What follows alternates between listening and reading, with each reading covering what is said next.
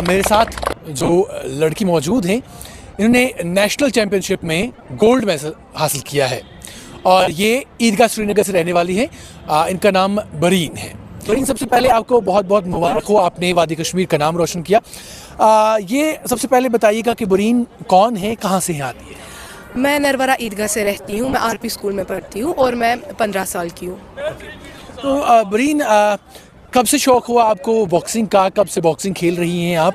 और बॉक्सिंग ही क्यों, जबकि वादी कश्मीर की अगर बात करो तो यहाँ पर ट्रेडिशनल जो लड़कियों के खेल होते हैं ज़्यादातर लड़कियाँ वही प्रेफर करती हैं, इस बीच आप बॉक्सिंग ही आपने प्रेफर क्यों किया? तो मेरी जो जर्नी है वो 2018 में स्टार्ट हुई। मेरे जो फादर है वो भी एक स्पोर्ट्स पर्सन है, उन्होंने मुझे स्टेडियम लाया, यहाँ पे मैंने बॉक्सिंग चूज़ की। मैंने बॉक्सिंग इसलिए चूज़ की क्योंकि एक सेल्फ डिफेंस गेम है और मैं बहुत विटी थी, तो इसलिए मैंने ये गेम चूज़ की है। ये बताइएगा कि इससे पहले कहीं और आपने किसी कंपटीशन में पार्टिसिपेट किया था, तो वहाँ क्या रिजल्ट रहे? इससे पहले मैंने 2022 में मैंने नेशनल चैम्पियनशिप खेली थी, कर्नाटका में जो हुई थी सब जूनियर की। वहाँ पे मेरा ब्रोंज मेडल रहा था, जो कि मेरा पहला नेशनल था। उसके बाद कोई और चैम्पियनशिप?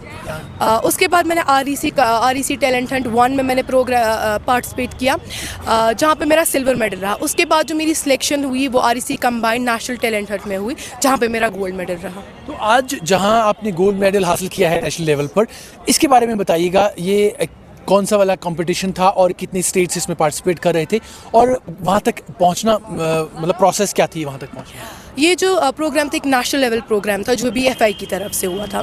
पहले इस प्रोग्राम का जो है वो 2 पार्ट्स होता है, REC टैलेंट हंट 1 प्रोग्राम और दूसरा REC टैलेंट हंट जो एक नोएडा में गुवाहाटी में हुआ था।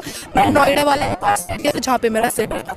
और जो इन दोनों में जितने भी मेडलिस्ट थे उनकी जो सिलेक्शन है वो REC combined national talent Hunt में हुई थी और वहाँ उन सब का जो था उन सब की बाउट्स लगी थी और वहाँ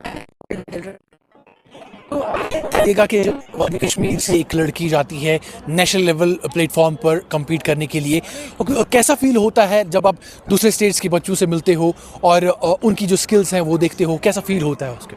पहले एक तो नया एक्सपीरियंस मिलता है, बहुत कुछ सीखने को मिलता है और I was the only hijabi girl there, so I feel very proud of myself and my family because they made me hijabi. सो उधर का जो बहुत सारी चीज़ें नई सीखने को मिली, बहुत सारे कोचेस से मिले जिन्होंने बहुत कुछ सीखने को दिया। हिजाब की आपने बात की, तो क्या खेलते वक्त किसी तरीके का कोई आपको मुश्किलात सामने आती हैं जब आप हिजाब पहन के खेलती हैं? पहले ही मैं बताऊंगी, अगर स्पोर्ट्स से पहले मैं बात करूंगी, मेरा रिलीजन मेरे सबसे पहले आता है।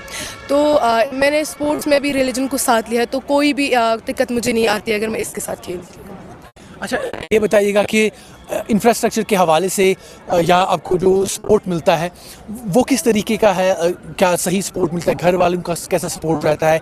और यहाँ पर जहाँ आप प्रैक्टिस करते हैं या जहाँ से आप इधर जहाँ तक पहुँची, इस लेवल तक पहुँची, वहाँ पर कैसा इंफ्रास्ट्रक्चर है? क्या नेशनल लेवल कम्पीट करने वाला इंफ्रास्ट्रक्चर है? मेरे पेरेंट्स ने मुझे बहुत सपोर्ट किया। इनफैक्ट मेरे फादर, अगर वो नहीं होते मुझे नहीं लगता कि मैं इस लेवल तक पहुंच पाती। और मेरे कोच ने मेरे लिए बहुत हार्ड वर्क किया और मेरे लिए बहुत मेहनत की है। इंफ्रास्ट्रक्चर की बात यहाँ और उधर का, यहाँ का और बाहर का जो इंफ्रास्ट्रक्चर है वो बहुत डिफर करता है। अब यहाँ की फैसिलिटीज़ देखिए तो उधर की फैसिलिटीज़ में बहुत ज़्यादा फ़र्क है।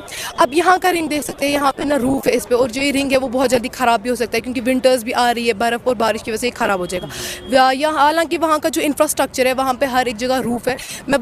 मैं जम्मू गई हूँ, हरियाणा गई, मैं रोहतक गई, दिल्ली गई, हर एक जगह मैंने देखा कि जो रिंग का है रूफ है और प्रोटेक्टेड है। तो इंफ्रास्ट्रक्चर के हिसाब से हम बहुत पीछे बाकी स्टेट्स से। और कोई चीज़ जो आपको लगता है कि करने की ज़रूरत है जिससे ज़्यादा से ज़्यादा बच्चे जो स्पोर्ट्स है उसकी तरफ आ सकें? मुझे लगता है हमें ज़्यादा से ज़्यादा स्पोर्ट्स प्रोग्राम रहने चाहिए ताकि जो बच्चे हैं वो अवेयर हो सके कि स्पोर्ट्स में भी बहुत ज़्यादा बेनिफिट है, ताकि वो बच्चे पार्टिसिपेट कर सके इसमें। तो आगे के क्या प्लान्स हैं और आपके रोल मॉडल कौन हैं जिन्हें आप देखकर बॉक्सिंग की तरफ मेरे रोल मॉडल मोहम्मद अली है। उनका फुटवर्क जो है वो बहुत अच्छा है, उनकी स्पीड जो है वो बहुत फैसिनेट करती है। मुझे इंशाल्लाह एक दिन वैसा ही बनना है और इंशाल्लाह इंटरनेशनल भी खेलना है, वर्ल्ड चैम्पियनशिप, उसके बाद ओलंपियन बनना है इंशाल्लाह। कोई और मैसेज जो आप अपनी जैसी लड़कियों को फॉरवर्ड करना चाहें जिनके पास सलाहियत तो है लेकिन प्लेटफॉर्म मुहैया नहीं होता? उनके लिए मैं कहना चाहिए आप अपने घरों से बाहर निकले, क्योंकि बहुत सारी लड़कियां ऐसे वो घरों में बैठती है लेकिन अपने आप को आगे बढ़ाने का मौका नहीं दिया। मैं चाहती हूँ उनको कि वो स्पोर्ट ज्वाइन करें। स्पोर्ट्स से आप कोई और प्लेटफॉर्म भी ले सकते हैं जहाँ पे आपको अपने आप को प्रूव करने का मौका मिले। आप बॉक्सिंग ही नहीं और कोई स्पोर्ट्स भी ज्वाइन कर सकते हैं। आपको जो स्पोर्ट्स है वो डिप्रेशन, एनजाइटी और बाकी ड्रग एडिक्शन वगैरह से भी दूर रखता है। तो स्पोर्ट्स में बहुत सारे बेनिफिट्स आपको मिलते हैं। बिलखुसूस जब हम कश्मीर की बात करते हैं तो यहाँ पर अक्सर बेशतर ये टैबू रहता है कि लड़की है तो इसमें इसे स्पोर्ट्स में कहाँ भेजना है, या बिलखुसूस बॉक्सिंग की जब बात करें तो बहुत सारे पेरेंट्स ऐसे होते हैं कि जब नाम ही सुनते हैं तो लड़की को वहाँ पे भेजने की बात ही नहीं होती है। तो क्या आपको लगता है कि अब माहौल चेंज हो रहा है, नैरेटिव चेंज हो रहा है, पेरेंट्स सब सपोर्ट कर रहे हैं? अपनी बात बताइएगा कि आपके पेरेंट्स ने आपको सपोर्ट किया, या फिर जो रिश्तेदार वगैरह होते हैं अक्सर बेशतर वो बातें करते हैं कि ये कहाँ भेज दिया आपने? मेरे पेरेंट्स ने मुझे बहुत सपोर्ट किया है, मेरे फादर ने मुझे बहुत सपोर्ट किया। इनफैक्ट मेरे कोच जिन्होंने मेरे लिए बहुत हार्ड वर्क किया है अभी तक, मगर मैंने जितनी भी मेरी अचीवमेंट्स वो मेरे फादर और मेरे कोच के सपोर्ट की वजह से। और कुछ पेरेंट्स होते हैं जो अपने बच्चों को अलो नहीं करते हैं बिकॉज वो डरते हैं कि उन्हें इधर चोट नहीं लग जाए। मैं ये कहना चाहूँ कि लड़के और लड़कियाँ दोनों सेम हैं, बस हमारे पास विल पावर होनी चाहिए कि हम वो चीज़ करें।